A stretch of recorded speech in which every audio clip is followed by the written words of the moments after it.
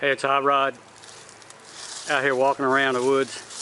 Just finished a big project. I have to admit to a lot of people that the reason I haven't really been getting on Coupezilla when I take her down the road or whatever, I've never put shoulder harness in it until today.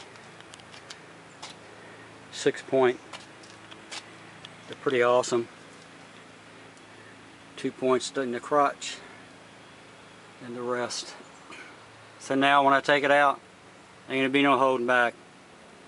I'll be banging second gear and everything else, getting it loose, cutting it loose. I just didn't want to get on that thing, and I've just never done it. Just going to be getting on that thing and it kind of go crazy, and you know what happens. Hit second gear and it's all over.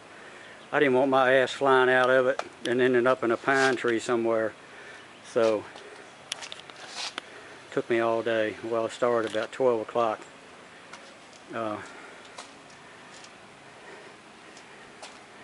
Got done at 4:30.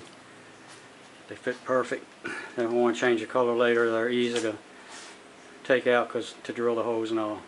That's it.